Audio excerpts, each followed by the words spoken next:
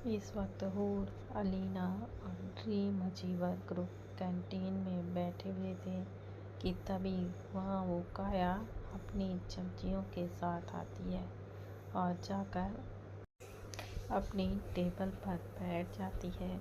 उस काया को देखकर हूर का मुंह बन जाता है और वो अलीना की तरफ देखती है। तभी अलीना निशा और ग्रुप की तरफ देखते हुए उनसे कहती है, गाइज, आप लोगों ने कुछ सोचा है कि हमें उस चुड़ैल का क्या करना है? मतलब जब देखो तब हूर के पीछे ही पड़ी रहती है और अभी भी देखो ना कैसे हूर को ही घूरे जा रही है, जैसे वो अपना खाना नहीं पर हमारी हूर को ही खा जाएगी, वो भी कच्चा। वो सब भी उस काया की तरफ ही देखते हैं जो कि सच में अभी हूर को ही घूरे जा रही थी। निशा पहले उस काया की तरफ देखती है और फिर अलीना और हूर की तरफ देखते हुए उनसे कहती है, मेरा ना दिमाग ही काम नहीं कर रहा है यार। मन तो करता है कि अभी उसकी जान ले लो, पर ये काम आदित्य और यूवी भाई का है और आयु को ज़्यादा सूट करता है। तभी वो निशा की तरफ देखते हुए उससे कहती है, दीदू, हमें उसकी जान लेने की कोई भी ज़रूरत नहीं है। हमें तो बस उसे अच्छा सबक सिखाना है ताकि वो फिर से हमें परेशान ना करे। और उसके लिए लीना के पास एक ज़बरदस्त आइडिया है। लीना, बताओ ना इनको। तभी अलीना किसी रोबोट की तरह अपना सिर हिलाते हुए उनसे कहती है, हाँ तो गाइस सुनो। अलीना अपना आइडिया उन्हें बता देती है, जिसे सुनकर हूर के साथ साथ उन सब के चेहरे पर अभी एक शैतानी से स्माइल आ जाती है। तभी सरेजल अलीना की तरफ देखते हुए पूछती है, हेलो, तूने वो चीज़ लाई है क्या? क्योंकि उसके बिना तो हमारा कोई काम हो ही नहीं सकता है ना।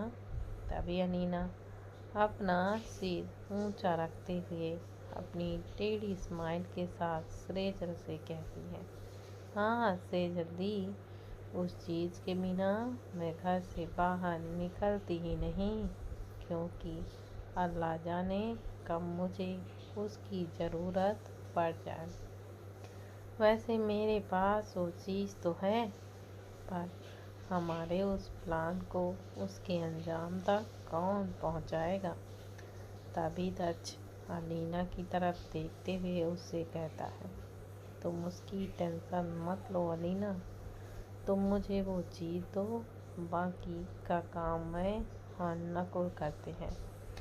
तभी अलीना उसकी बैग से कागज़ की पुड़िया निकालती है और उसे दक्ष को दे देती है।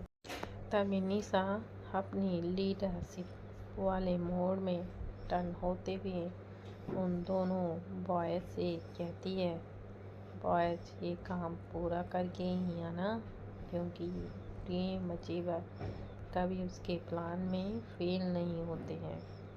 तब वही नकुल निशा से कहता है, डोंट वरी लीडर, हम अपना टारगेट पूरा करके ही लौटेंगे। चल दक्ष। दक्ष अपना सिर हिलाता है और वो दोनों वहाँ से चले जाते हैं। तभी वो लड़कियाँ काया की टेबल की तरफ देखती हैं, जहाँ अभी एक वेटर खड़ा था और वो छिपकली उसे अपना खाने का ऑर्डर दे रही थी। तभी अलीना उस काया की तरफ देखते हुए कहती है, दे ऑर्डर और ठूस ठूस कर खाना अपना खाना चुड़ैल, क्योंकि उसके बाद तो तू कुछ खाने के लायक ही नहीं रहेगी। वैसे अलीना ने वो बात इतनी धीमी से कही थी कि अलीना की आवाज़ सिर्फ उन चारों लड़कियों को सुनाई दे रही थी और काया का टेबल उनकी टेबल से अच्छी खासी दूरी पर था, पर उन लोगों को वहाँ पर सब कुछ दिख रहा था। अलीना की बात सुनकर सेजल आर्या को तो निशा को हाई फाई देती है और वो फिर मिलकर पांचों हंसने लगती हैं। तभी निशा उन लड़कियों से कहती है, यार मैं भी हमारे लिए कुछ खाने के लिए ऑर्डर कर लेती हूँ। उनकी वजह से हम भूखे नहीं मर सकते। और आदित्य भाई का तो स्ट्रिक्ट ऑर्डर है कि क्यूटी भाई को बिना कुछ खिलाए नहीं जाने देना। निशा उनसे बात कर ही रही थी कि तभी उसे आयु का मैसेज आता है।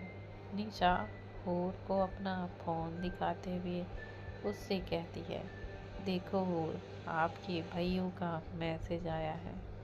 तभी निशा अपना फ़ोन उठाती है और वो मैसेज पढ़कर हूर से ये पूछती है, प्रिंसेस आपका फ़ोन कहाँ है?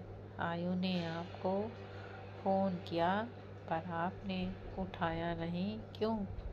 तभी वो अपने सिर पर हाथ रखते हुए निशा से कहती है, मेरा फ़ोन तो मैंने साइलेंट में रखा था, जो अभी मेरे बैग में है। सॉरी दीदू। तभी हूर अपना फ़ोन बैग से निकालती है और देखती है कि उसके फ़ोन में आई और यूवी दोनों के ही मिस कॉल थे। इतने मिस कॉल्स को देखकर हूर अपना क्यूट सा पाउच बनाती है, फिर उनसे कहती है, हाँ बहुत सारे मिस कॉल हैं, भैयू के भी और बिग बी के भी। तभी निशा हूर से कहती है, आप फ़ोन करके देखो, मैं तब तक हमारा ऑर्डर देती हूँ। तभी हूर अपना सिर हिलाते हुए आयु को कॉल करती है और एक ही रिंग में आयु हूर का फ़ोन उठाता है।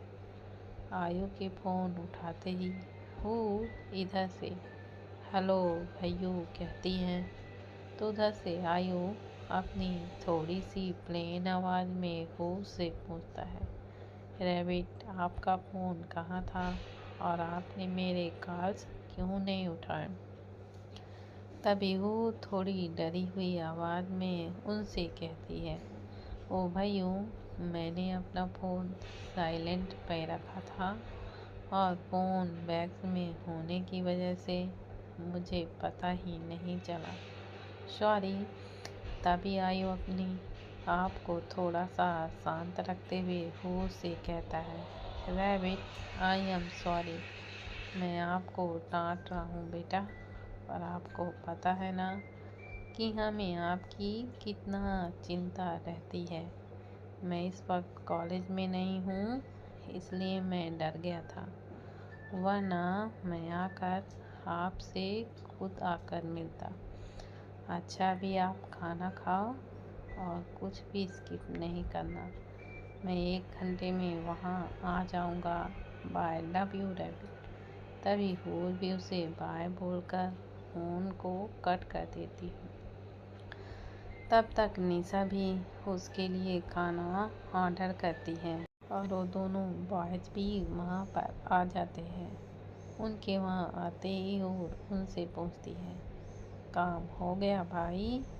तभी नकुल अपनी टेढ़ी स्माइल के साथ साथ हूर को अपना अंगूठा दिखाता है। इस पर टच उनसे कहता है, हमने वो काम तो किया ही है, पर उसके साथ साथ मैंने अपनी तरफ से भी कुछ ऐड किया है, जो तुम सबको अभी थोड़ी देर पर ही पता चल जाएगा। तभी आर्या की नज़र काया के टेबल पर पड़ती है, जो अभी वेटर ने दिया हुआ खाना बस खाने ही वाली थी। तभी आर्या अपनी टीम से कहती है, देखो गाइज, वो चुड़ैल तो अपना खाना खाने ही वाली है। अभी थोड़ी देर में हमारा प्लान कामयाबी पर होगा। लेट्स वॉच दिस शो, क्या कहते हो? आर्या की बात से सब सहमत हो जाते हैं और उस काया की तरफ देखते हैं। काया अभी उसके एप्पल जूस की एक सिप ले ही रही थी और साथ में अपनी चमचियों से बातें भी कर रही थी। तभी वो उसके जूस की थोड़ी सी और लेती है, मतलब लगभग आधा ग्लास जूस पी लेती है। अगले ही मिनट उसे उसके पेट में कुछ अजीब सा महसूस होता है, पर काया उस बात को इग्नोर करती है और फिर आगे रखा हुआ बड़ा पाव उठाती है। और जैसे ही काया उस बड़ा पाव का एक बाइट लेती है, वो पागलों की तरह अपनी जगह पर ही नाचने लगती है। काया उस बड़ा पाव को टेबल पर मौजूद प्लेट पर रखती है, शू शू करते हुए कहती है, आहा तीखा, मम्मा कोई पानी तो दो। तभी उसकी एक चमची उसे पानी देती है और काया पूरा एक गिलास पानी सीधा गटक जाती है। तभी उसके मुंह का वो तीखापन नहीं जाता है। इधर जब वो लोग काया को ऐसे नाचते हुए देखते हैं, तभी निशा तच की तरफ देखते हुए उससे पूछती है, तो ये ऐड किया था तूने तच? क्या डाला है उसके बड़ा पाव में? मिर्ची? तच अपना सिर हिलाता है तो उधर वो काया उस वेटर के नाम से चिल्लाती है जिसने काया का ऑर्डर लाया था। तभी काया उस वेटर के ऊपर चढ़ते हुए उससे पूछती है, क्या मिलाया है तुमने मेरे खाने पर? तभी वो बेचारा वेटर अपना सिर ना में हिलाते हुए काया से कहता है, मैम मैंने कुछ भी नहीं मिलाया, मेरा यकीन करिए। जिस चीज़ का ऑर्डर आपने मुझे दिया था, मैंने बस वही आपको दिया है। तभी काया की दूसरी चमची उसका बड़ा पाव दिखाती है तो उसे उसमें एक बहुत ही तेज वाली हरी मिर्च मिलती है। तभी वो काया की तरफ देखते हुए उससे कहती है, काया देखो, तुम्हारे खाने में तो हरी मिर्च है और वो भी इतनी तीखी वाली। काया उस मिर्च की तरफ देखती है और फिर उस वेटर का कॉलर पकड़ते हुए उससे पूछती है, तुमने ही डाली है ना मेरे खाने में मिर्च? बोलो, किसके कहने पर तुमने ये काम किया है और इसके लिए किसने तुम्हें पैसे दिए हैं? रुको, तुम ऐसे नहीं मानोगे, मैं अभी तुम्हें पुलिस के हवाले करती हूँ। पुलिस का नाम सुनते ही वो बेचारा डर जाता है और फिर रोते हुए उस चुड़ैल से कहता है, प्लीज़ मैम आप पुलिस को मत बुलाइए और मैंने कुछ नहीं किया। वो काया उस वेटर का कॉलर पकड़ते हुए थी और वो वेटर वहाँ मौजूद सभी स्टूडेंट से बड़ा था। यही 40-45 के बीच की उम्र होगी उसकी। उसे यूँ देख कर उन लोगों को, हूर, अलीना और टीम को अच्छा नहीं लगता। तभी वो लोग काया के टेबल की तरफ बढ़ते हैं और निशा अपनी रूडली आवाज़ में काया से कहती है, लीव हिम यू डम हेड गर्ल्स। तभी काया से ना में हिलाते हुए निशा से कहती है, नहीं, मैं नहीं छोड़ूंगी। और तुम्हें क्यों फर्क पड़ रहा है? क्या ये तुम्हारा कोई रिश्तेदार है? तभी हूर अपनी आवाज़ थोड़ी ऊंची करते हुए उस काया से कहती है, तमीज़ से बात करो और वो बड़े हैं, तुम उनके साथ ऐसे बिहेव नहीं कर सकती। तभी काया हंसते हुए अपनी दोनों चमचियों से कहती है, ओह तो देखो, अब ये पित्ती सी लड़की मुझे तमीज़ सिखाएगी। तभी काया हूर की तरफ देखते हुए उससे कहती है, बेटा, अभी तुम ना छोटी सी हो, तो जाओ जाकर एक तो अपनी माँ की गोद में छिप जाओ या फिर अपने पलने में जाकर सो जाओ। तुम जैसे छोटे से बच्चे के लिए यहाँ पर कोई भी जगह नहीं है। काया की ये बात सुनकर उन सबको बहुत ही ज़्यादा गुस्सा आने लगता है।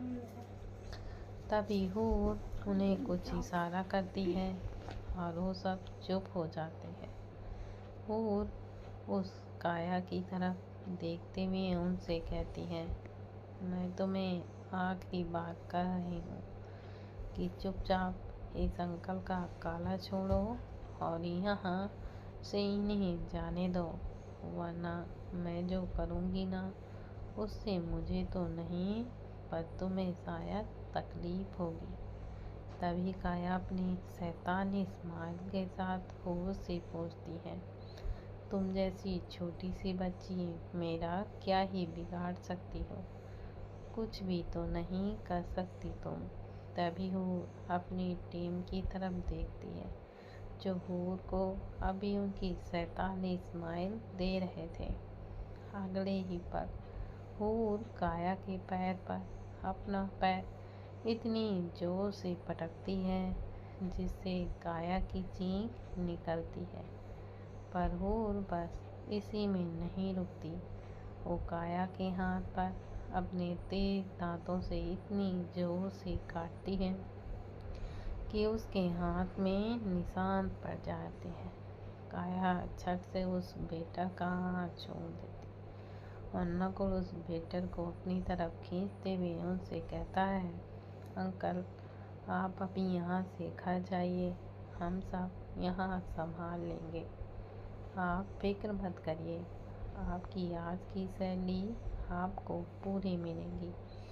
अभी आप घर जाकर आराम कीजिए। वो बेटा नकुल की बात सुनकर वहाँ से चला जाता है। इधर काया दर्द से कराहते हुए पूछती है, आह, ये क्या किया तुमने पागल लड़की?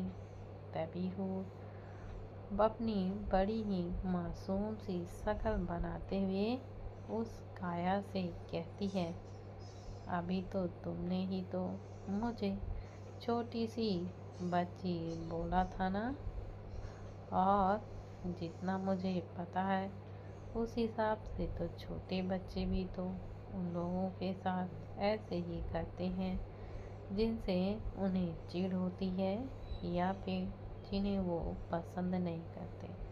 तो मैंने भी वही किया ना काया आंटी। हूर के मुंह से आंटी सुनकर वहाँ मौजूद सभी स्टूडेंट हंसने लगते हैं। तो वहीं काया हूर को अपनी खा जाने वाली नज़रों से देखने लगती है। काया को ऐसे हूर को घूरते देखकर निशा काया से कहती है, ओए आंटी घंटी, जो कोई भी है तू अपनी आंखें नीची कर, वरना तेरी आंखें निकाल दूंगी मैं।